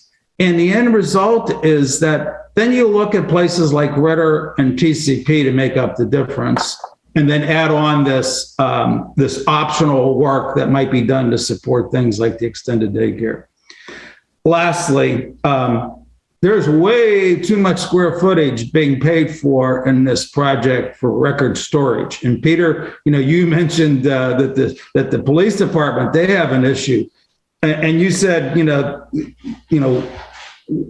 we need to find a solution for archival records. And my point is, Why can't we do that now, and figure out a way to deal with that issue? Because the way it's being done, I was writing down as Michael was going through the list of space needs, and we got a bunch of square footage for storage, and that needs to be fixed, because you shouldn't pay $800 a square foot in a project for storage. Those are my comments. Thank you, Tony, for that. And I just want to comment on one aspect of that, which is that there is a political component to all of this. Coming from the politician. So, one thing I think that we have to be mindful of is not just what we think is reasonable or rational, but understanding that people vote with their feelings and emotions. And that cannot be discounted. So as an example, I know Christina has young kids. I have to imagine that I'm going to have a hard time selling Christina on the value of a kitchen studio for PAC while we are eliminating after school programs. I agree. That I'm sure is a non-starter. And you can tell me if I'm wrong, Christina, but I'm going to assume that's a non-starter for probably you and many of your friends who have children. I'm actually probably going to shoot myself in the foot. And if the school board ever listens to this, my kids are never going to get into extended day. But I'm with Matt Allison. Go in there and paint that school and fix the floor. Do the basic necessity. Fix the roof, paint the walls. I mean, I have kids. I redid my house before I had them. Biggest mistake of my life. They destroyed everything. So, but yes, there are definitely, I'm not saying I don't like the idea of leaving them high and dry. They're a town service, they go from the school to there. So do I think they need a brand new building? No. Do I think they need a space in town? Yes. Do I think us saying evict them, it's going to bite us in the butt later? Yes. I mean, but PAC, I think there's definitely other things that need to be taken into consideration. Like you brought up earlier, Mr. Beardmore, is PAC might be looking at a different space. They might be off the list. I mean, I know Turkey Hill Pantry, that's probably one that's off the list, but that's going to get very political and very touchy-feely because a lot of people in town use that. But if we kick them out, where are they going to go? Because they have very specific needs. So it's just these things where I know it's basically list of what we have to do and what we want to do. I think we need to look at what we have to do, which is the town offices, and then say, we have 5,000 square feet left. What can we put in here? What can we then program? And then what do we kick out? But I think we have to really come down on the town and say, what do you need to run? And then figure out the rest. I'm going to call on you, Dave. I just wanted to make a comment as well that I thank you for that comment, Christina. Because I think that as we sort through those needs and those wants, that some of those wants come with consequence, spending $20 million for there to be no gain. If there's no gain in the community, it's a waste of money. And so there has to be, although this sounds kind of crazy, there has to be a gain for the average voter. And I think that some of those gains are the commercial kitchen. We say we're a farming town, we have to do something for the farmers. And that's their one ask, is to have a commercial kitchen that they can utilize to be able to sell and create products and sell them without having themselves to incur the cost of owning and maintaining a commercial kitchen. That's something that in my mind can pay for itself, that we can put that on a model where the rental cost for using it will certainly pay for itself, but it also is an investment back into our community. Part of the struggle with PAC is going to be that not everyone has cable. And so the people who don't have cable at all, we have to be mindful of how are they going to vote when it comes to PAC Studio getting rebuilt, 3,000 something square feet, which we cannot do, we know, for less than $1 million, roughly. So spending $1 million tax dollars on something that a lot of people, frankly, just don't care about. And so, we're going to package things in here that aren't going to be desirable because they are a must have, but we also have to have things in here that are desirables. And, and I think that we need to, even though solving the problem of what's going to happen I think we need to take it on ourselves that if someone's going to be displaced, that we need to make a valued effort to figure out an alternative location for them, an alternative place for where they can be. All right. I am going to call on Dave. I'm going to call on Dave Blatt and then you, Peter, but I just want to put a time on where we're at. So we're at 7:42. And I want to try to wrap up this portion of the conversation if we can in the next 10 minutes. Mr. Blatt. Okay, so first thing that I have is I think my personal opinion, I'm going to go with opinion now. My opinion is I'm looking to try to separate the two. I think the original charter and the number one priority on the original charter was for town and school office administration spaces. Okay. And if you look at the plan that they had for Ritter, I'm not going to worry about who got what space and how much space. It was only 12,300 square feet that was dedicated to town and school office space. That's it. So I do feel that we can do something to create a single building that just does that. Because if we remember at town meeting, there was a sentiment about not having school and town functions, as saying after school care, ACE, extended day, in the same building type of thing. I do agree with the idea that, yes, Paseos as it sits today is not the most beautiful place to go and to hang out. And the idea would be is that, yes, there could be, I hate the saying, but lipstick on a pig, to fix it up and make it usable space as funds are developed. As far as PAC and looking at PAC staying in Paseos and having room in Paseos, PAC talked about having funds to do their own thing. We just have to give them space. We didn't have to renovate a space for PAC. That was, I think, something we can't forget.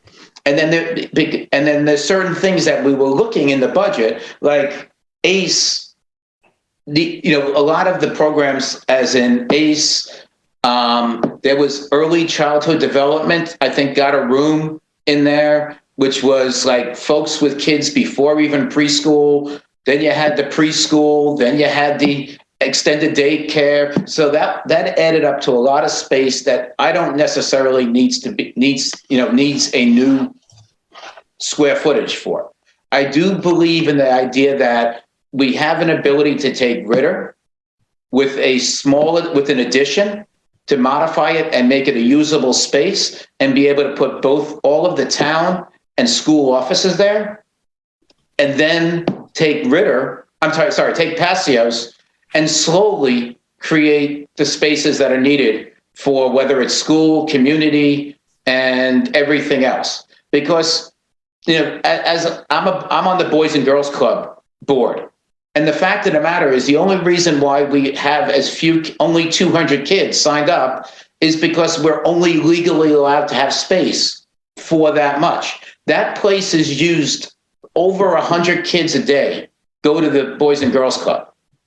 You can't tell me that there's not a call for that in this town, but meanwhile, they got pushed to the side. So I do believe that there's ways to use Paseos, allow the space to be used, but it could be used over time and letting people do it. And I love the idea that somebody mentioned last time where we took Town Hall and made it into something else, whether it's a theater, whether it's a community space, whatever it is, because I feel like the renovation cost to make that into usable town offices just doesn't make any sense to me, because there's no room to expand, there's no room to go down, there's no room to go up, there's no room in Town Hall. And we determined that many years ago, and that's why we did Ritter. So anyway, I'm off my soapbox. That's it from my side. Thank you for that, Mr. Blatt. Mr. Beardmore? So I don't think we're going to solve any of this tonight, but I do want to suggest one thing that we might be able to agree on. Record storage and archives has been a thorn in my side since I joined the finance committee 3 years ago. It seems to be an ongoing issue. This year's capital plan has $62,500 in it for a records retention project. And in my mind, it's incremental progress to I don't know what. It makes things better, but I don't know what it solves. And I see acute problems around records retention, but I think that this is not something that our town manager and our executive leadership have really kind of gotten their arms around and said, here's our limitations within state statute, and here's where we want to go. And I honestly believe that there's a lot of square footage here that we're going to have to account for one way or another. If we can't honestly look at each other and say, we have a real understanding for what our records retention requirements are, what they're likely to do, what's likely to happen in the state over the next 10 years or so, and can we plan for that? I think we're wasting our time. And I think that, maybe it's a subcommittee, maybe it's bring in the town manager, tell her what we need to know, and then let her go back and figure out how to bring it to us in a way that we can absorb it and understand it and spit it back out in a plan. But right now, my interpretation of what I saw tonight is a bunch of siloed requests that have absolutely no crosstalk or efficiency or collaboration between them. Mr. Roy. Yeah, well, now I have two things. I agree. I actually think there needs to be a town. I think that the town needs to embark on a records project apart from this committee, because I got to believe in, I guess I'll say 20 years from now, but maybe it's even 10 years from now. It just seems to me that the legislation might change on records retention for communities that have bona fide electronic records retention policies. Corporations across America do this in a secure manner, and they retain records that are backed up across servers globally that are very secure and can be recovered and all this stuff. So it seems to me that I agree wholeheartedly with what Peter just said. I think we need a collaborated records. I think we need someone to come in. I don't know who this person is, but I think we need someone to come in and say, this is everybody's record need, and here's a recommendation for how we can do this as efficiently as possible. So I would agree with that wholeheartedly. And it intersects with this process, but I'm just not sure that this committee is the one to do that, but I think that it needs to be done. So I definitely agree with that. Maybe we are the one to do it. I don't know, but so that's point one.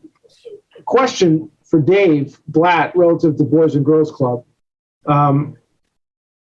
Do you have visibility? Two-part question. Do you have visibility with other towns or cities that have Boys and Girls Clubs?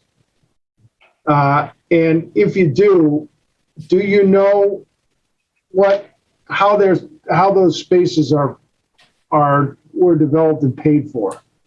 For example, is the city of Fitchburg's Boys and Girls Club, if they have one, paid for by the city, or is this something that's done under some sort of privately funded endeavor or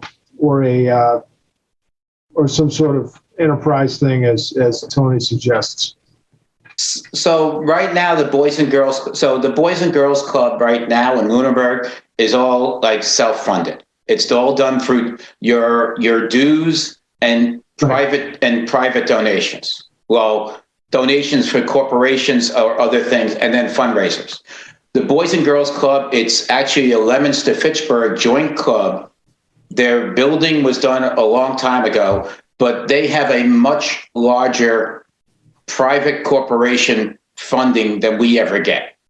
Okay, so as an example, one of our biggest donor is North End Subaru, and they give the same to us as they give to Leominster Fitchburg. The other thing that's happening is actually Boys and Girls Clubs of America is forcing us to regionalize the Lunenburg. Can you imagine that? Lunenburg's being forced to regionalize. So we're being forced to regionalize, and we're actually in a trial run to be part of Sowegan Valley. So the Milford Club. which is actually amazing. If anybody's ever been to the Boys and Girls Club of Milford, they have a full-size theater, a editing room, a music studio, a studio, and everything like that. And we're looking at that as an amazing gift to be able to have our kids be able to have access to that. So this, that's why I'm a proponent of in town hall. If we could have a theater, man, I would be able to use it for another fundraiser. I hope that answered your question, Greg. Well, yeah. So I think what I'm hearing you saying is the ones that you know of are privately funded. Well, every Boys and Girls Club is privately funded. However, it's a matter of what that funding budget, where it mostly comes from. Our funding budget, a lot of it comes from the dues, which we try to keep very low. It'd be nice to have a big anchor corporation that would fund it. But yeah, I get that. But we're not there yet. And as we mentioned, we're only able to do 6 through 9 because that's all the space we have. Yeah, I understand. Okay, thanks. That's it. No problem. All right, I think we are at a good point here, but a couple of questions it seems have come out, and one of our agenda items here, number 4, is correspondence to the committee and also prepared updates, finding positions and questions to appointing boards. And I've heard a couple of questions that I think we need to get out following this meeting. So one is to the town manager on the digitizing town records. I hear what's being said on that. If we were to spend $350,000 digitizing our records, which I'm pulling that number out of my behind, I have no idea what that's going to cost. But if we were to spend $350,000 digitizing records, that would still cost us significantly less than having to build space for records. And I can't imagine that it's going to cost us $350,000 to digitize records. Greg's over there like, maybe, possibly. So I think there's a question to the town manager on can these records that are required to be retained, can they be digitized? I know that I'm a retired soldier. The federal government digitized our health records several years ago. They digitized all of our personnel records several years ago. And so they have the same, and even before everything was digital, I remember in high school going through the microfiche, to pull up some old stuff. So, there has to be other ways to save this in a much smaller footprint, and that will decrease our needed space. So that's a question I will reach out to the town manager on and really get a strong answer on what will it cost to digitize, and are there any exceptions to records that cannot be digitized? If so, what are they? I think there's also another question in here about how often we are going back through and evaluating what is being stored and getting rid of some of the stuff that we no longer need to keep. And so, when was the last time that occurred? What is the schedule for that? In my time as a selectman, I'm unaware of any time where we've done this. And so, I think that's a relevant question. The other, is everyone in agreement that those questions should be posed? I would add one additional piece of color, because I think that it's easy to backhand a request like this and say the state requires us to keep paper copies. We know that. The question is, what can we ship out to the inside of a mountain someplace that we're never going to see again, and what can we actually use a digitized version of and operationalize that? So let's think one step beyond what the state says we have to do, and think about what can we do more efficiently and effectively, and from a space perspective at a lower cost. Interesting you said mountain. Iron Mountain does that. Yeah. That is a great insight, because you might need to keep them physically. Oh, we do. Right. Well, so you need, fine, let me say it differently. You need to keep them physically, but that doesn't mean that you can't satisfy a public document request by using the electronic copy that you have to satisfy that document request. And we can probably store the document somewhere if we have an accessible electronic version we can probably physically store the document somewhere really cheap, so somewhere else. There's got to be a way to do that for less than $800 a square foot. The other question I would ask is go to your IT department or DIT department and ask them to start looking at software, start asking other towns what they do, to start potentially putting quotes together to see where we are price range for that. Because I feel like that's something we can at least start working on, or finding out what other towns do to give us a number. Because if that's something we're going to, that's going to be one of the initial costs we need approved. Michael Ray? Yes. When I left Dayton, one of the things that was going on was an initiative to bring the VA National Archive to Dayton. And one of the reasons why was because Wright State University had a museum and library services master's degree program. And they were basically training people on how to be archivists. And I agree with you, Peter, is that if we ask this question, we're going to get the back end because that's the easiest way to do it.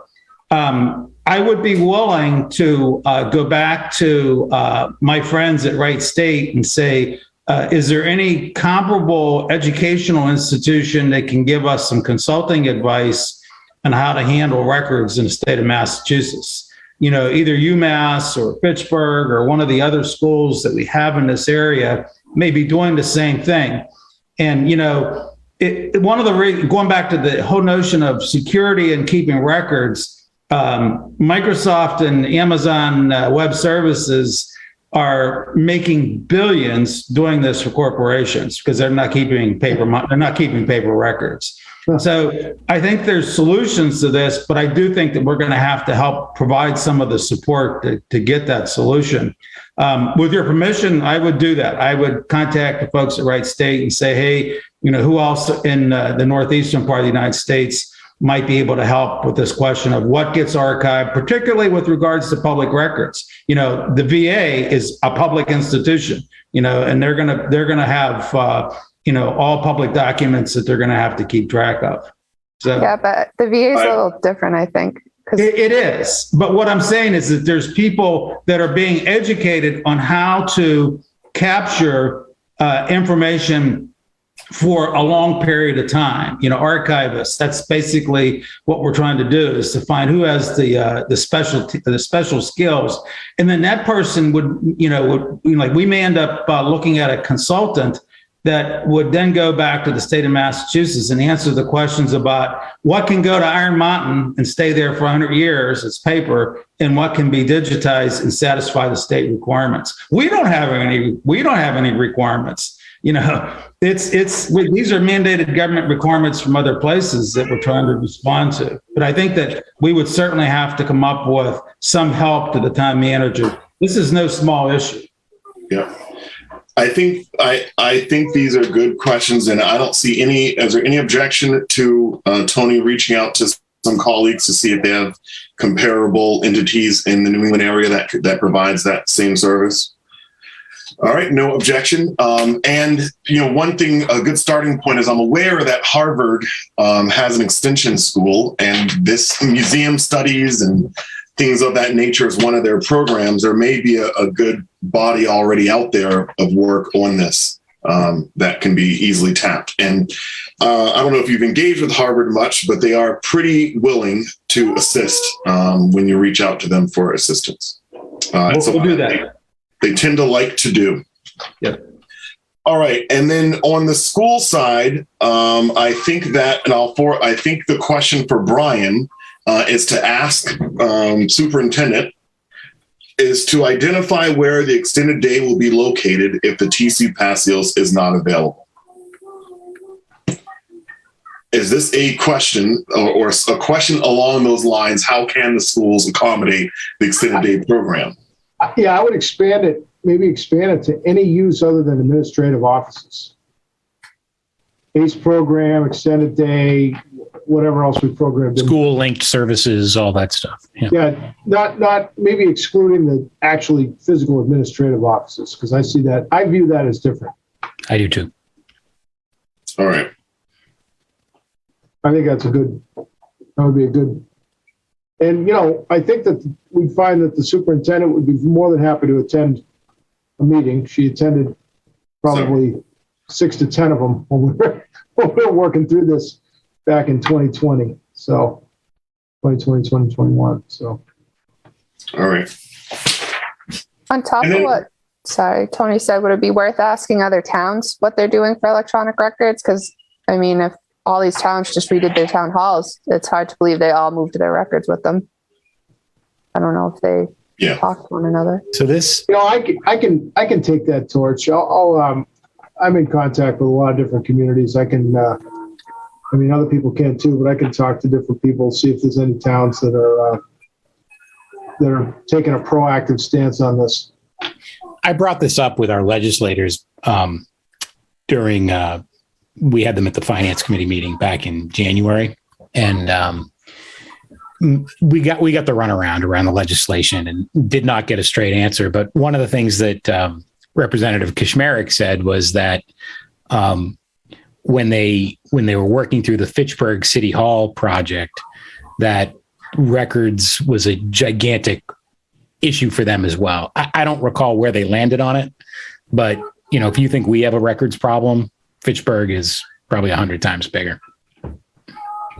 Yeah, I have a couple contacts in Fitchburg City Hall. So I'm really interested to know where they landed on that. So I'll try to have some insight on that. All right. I want to also, before we move on, I know we're 2 hours in, so we're going to likely shorten up what else we can accomplish tonight. But I want to also open to anyone from the public just to make any additional comments if you haven't already. Karen? Good evening, Karen Menard, 672 Page Street, Lunenburg. Also the chair of the Parks Commission, but I am commenting this evening as a member of the public. First of all, I want to thank you all for continuing this endeavor. I know how time consuming it is and how frustrating it can be to go back and forth with things. I really want to encourage you guys, and I know that I heard this earlier, to really balance the wants versus needs. And I'm going to use the Parks Commission as a really good example of this. The Parks Commission is out there for the benefit of the entire town of Lunenburg. It is our goal to be able to provide for the needs of the entire community. Would we love to have our own facility? Absolutely. Would we love to have space in TC Passios? Absolutely. Is it a need? I'm going to say no. It's more of a want. It's more of a want than it is a need, because we can play nice in the sandbox and we can co-inhabitate space together. We can continue to use some of the school gymnasiums and school fields and things like that to try to accomplish what our goal is. So I really want to encourage you guys to look as it comes through the wants versus needs, and also try to include, other groups that are members or public bodies to see what their needs are, because I know that Parks sort of came in late to the game. At the end of, I don't even know dates anymore. So back in the spring, I guess, we sort of came in late to the game. But I'm not sure we had ever really had a discussion as a Parks Commission over what we should be bringing forward, if anything, as a want or a need to your group. So that's really my only comment this evening is, balancing those wants versus needs. And I will say, Michael Rice, since you had sort of put Christina on the spot, I am a parent. I've had kids in the school system for many, many years. I think that the extended day program is a need, but I also feel that it's a want to be in a separate building. I know that surrounding communities, including the Wachusett district, which I have nieces and nephews in, they use their extended day programs are in the schools that the children actually attend. So they don't have their own space for those types of programs. So thank you. Thank you, Karen. Anyone else, any other members of the public that would like to speak to this? Okay. All right. I think that we are in that was actually, I like this kind of open forum of conversation. I know it might seem a little wild and chaotic, But it's, they're very productive to help us get to a point. And I think that I have some really good notes here to how we're going to formulate the next phase of this conversation. And I will, like I said, follow up with the questions to the town manager, and I'll send Brian an email with the questions for the school.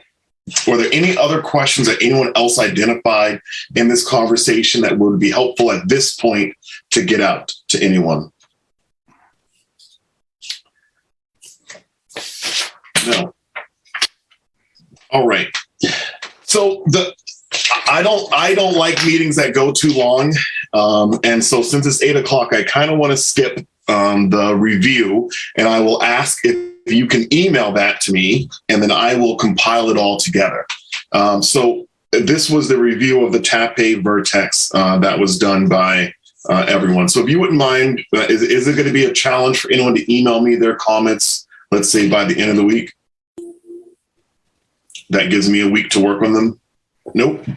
All right. Brian already did his comments. He already emailed them to me. So that would satisfy who's working with Brian. Greg. So that, yeah, if you could put me with Brian every time, that'd be great. I'd like to make that formal request.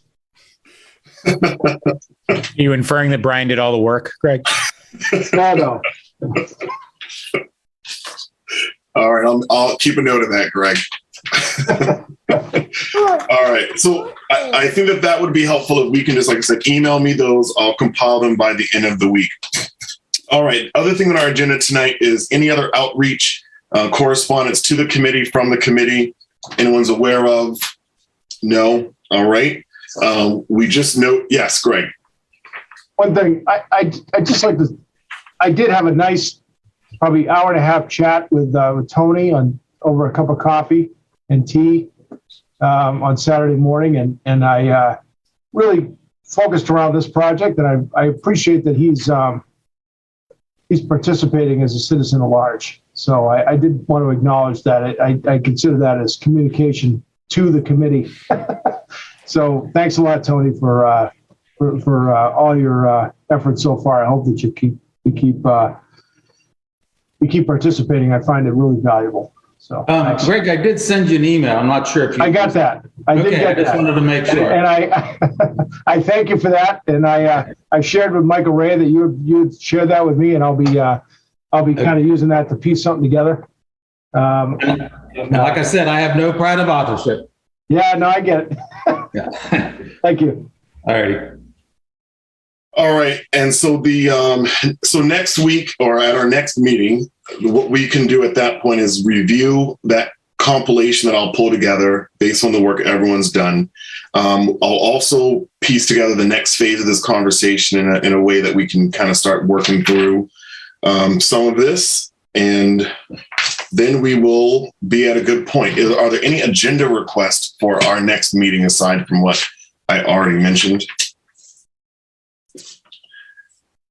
No. If you have one that comes up, feel free to just shoot me an email this week. I try to post the agendas early in the week before it happens, so I'm probably going to try to post for next Tuesday. Well, I have a little bit more time because we're about to talk about that. So April the 13th, our next meeting is scheduled to occur next Wednesday. This was a bump up because I'm not available. Oh, we're not I. The 18th is a holiday, and so we were trying to bump it up. However, I am not available on the 13th. And so I will not be here. Certainly the committee can continue to meet in my absence. But if you would prefer for all of us to be here, we can look at another date. I actually have a potential conflict as well. I'm glad you brought it up, Michael Ray. I have an offsite meeting in Boston that day, and I'm sure I can participate, but I may be late if the meeting occurs.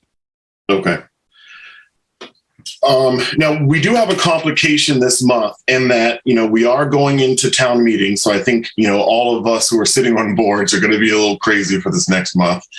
And our next natural meeting would occur on the 2nd of May. So what we're looking at is we have school vacation the week of the 18th. Usually a week we don't like to schedule meetings, assuming that many people will be away. or doing something else. And then that then leaves us with the last week of the month, which the next week we have a natural meeting. So do we want to forego a second meeting this month, or kind of just let us focus on town meeting, or do we want to try to schedule something? Well, do we have enough time? I need to provide the board with a summary document to look at for so a summary document that we're going to provide the town meeting. Yep. Would we have enough time if we did that on the second? I think we would.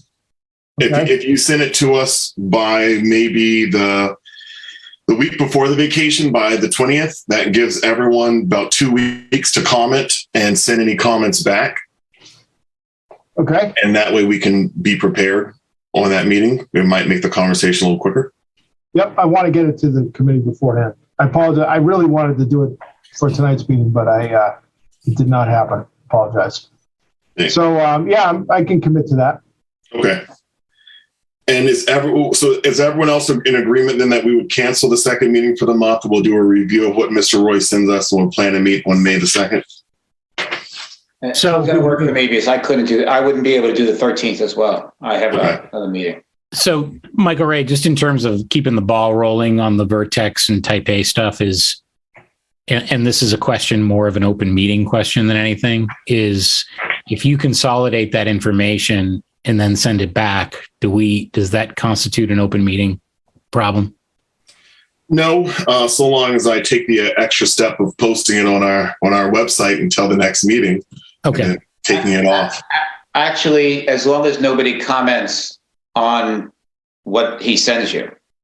So if he's going to consolidate and send it back, just we're not allowed to comment on it, and that would violate the open meeting. Okay. My point is that I would like to have that information and be able to absorb it.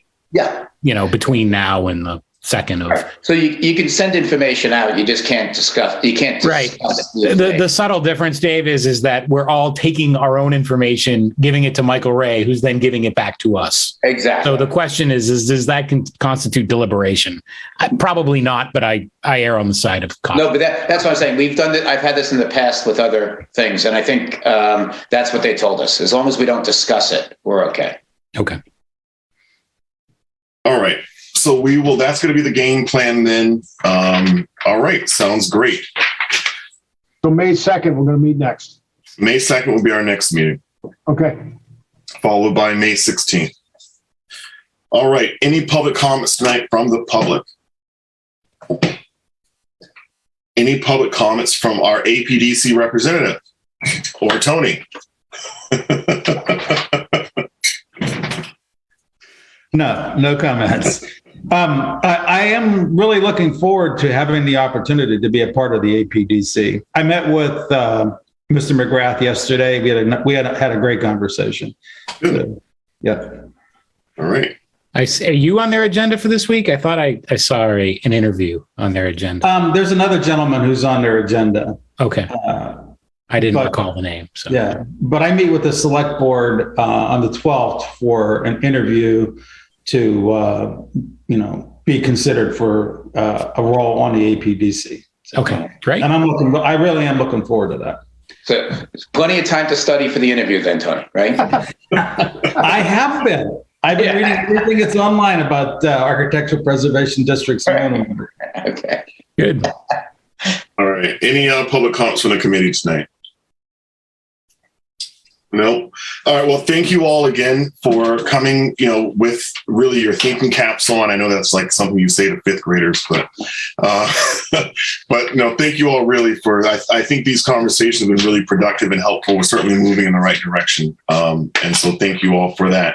And then Michael, always, just one alibi, your fifth grader comment reminded me, just for anybody who is watching at home, who clearly has no life, you would probably, assuming that, you may be available Friday night. The Boys and Girls Club is doing, You Think You're Smarter Than a Sixth Grader.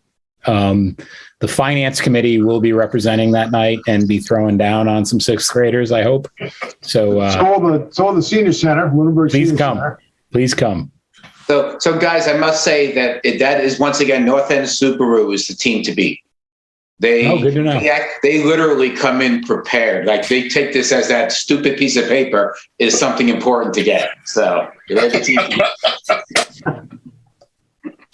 So to also ask a question, if we get answers on any of the questions, will you email those or will those just be compiled for next week? I'll email them. Okay.